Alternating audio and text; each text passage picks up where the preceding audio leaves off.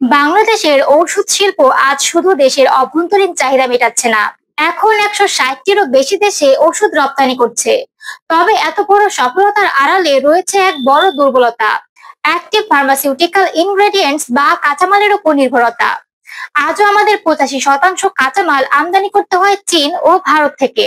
প্রশ্ন হচ্ছে, বাংলাদেশ যখন উন্নয়নশীল দেশের তালিকায় প্রবেশ করতে যাচ্ছে, তখন পেটেন্ট ছাড়ের সুবিধা হারিয়ে এপিআই খাতে যদি সংকট দেখা দেয়, তাহলে দেশের ওষুধ শিল্প টিকবে কিভাবে?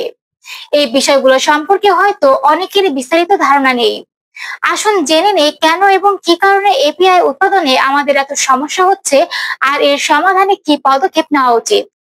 বর্তমানে দেশে ওষুধ প্রস্তুতকারক প্রতিষ্ঠানগুলো 40 ধরনের এপিআই তৈরি করছে, যার মূল্য প্রায় 2,500 কোটি টাকা। তবে এই উৎপাদন যথেষ্ট নয়, কারণ কাঁচামাল আমদানিতে সরকারের নানা জটিলতা ও অনুমোদনের জন্য দীর্ঘ অপেক্ষার কারণে উৎপাদন ব্যাহত হচ্ছে। বেক্সিমকোর চিফ অপারেটিং অফিসার রাব্বুর রেজা জানান, এপিআই উৎপাদন শুধু কোম্পানির দায়িত্ব নয়, এটি জাতীয় কৌশলগত লক্ষ্য হিসেবে বিবেচনা করা দরকার। অনুমোদনের জন্য 8 থেকে 9 মাস সময় লাগার কারণে বাজারের প্রতিযোগিতায় পিছিয়ে পড়তে হয়। চীনে এক শিল্পের এপিআই উপজাত অন্য শিল্পে ব্যবহৃত হয়, যা উৎপাদন খরচ কমায়।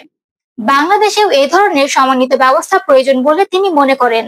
সরকার মুন্সিগঞ্জের গজারিয়ায় এপিআই শিল্প পার্ক নির্মাণ করেছে, কিন্তু গ্যাস সংযোগ না থাকার কারণে উদ্যোক্তারা বিনিয়োগে অনাগ্রহী।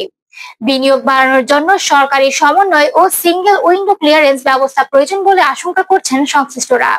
বাংলাদেশ ওষুধ শিল্প সমিতির সভাপতি আব্দুল মুক্তাদির বলেন, ওষুধ ফর্মুলেশনে আমরা অনেক দূরে গিয়েছি, কিন্তু এপিআই উৎপাদনের সক্ষমতা না থাকায় ভিত্তি দুর্বল। এছাড়া ব্যাংক ঋণের উচ্চ সুদের হার এবং দক্ষ কর্মীর অভাব এপিআই উৎপাদনের বড় প্রতিবন্ধকতা। ঢাকা বিশ্ববিদ্যালয়ের স্বাস্থ্য অর্থনীতি ইনস্টিটিউটের অধ্যাপক সৈয়দ আব্দুল হামিদ বলেন, পেটেন্ট ছাড়ের সুবিধা হারালে এপিআই উৎপাদনে খরচ ও জটিলতা বহুগুণ বেড়ে যাবে। তিনি দীর্ঘমেয়াদী নীতিগত সহযোগিতার উপর জোর দেন।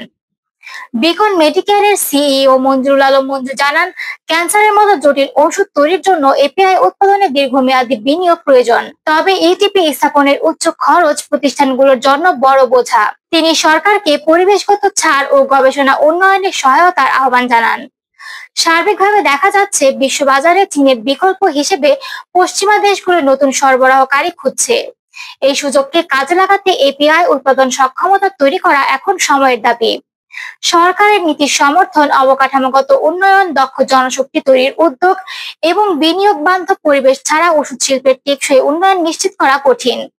সুতরাং বাংলাদেশের ওষুধ শিল্প আগামী চ্যালেঞ্জ মোকাবেলায় প্রস্তুত হতে হলে এখনই এপিআই উৎপাদনে গুরুত্ব দিয়ে জাতীয় স্তরে সুসংগঠিত পরিকল্পনা নেওয়া দরকার। আমাদের আজকের আলোচনা এই পর্যন্তই। ভিডিওটি ভালো লেগে থাকলে অবশ্যই লাইক, শেয়ার এবং সাবস্ক্রাইব করে আমাদের সাথেই থাকবেন। ধন্যবাদ।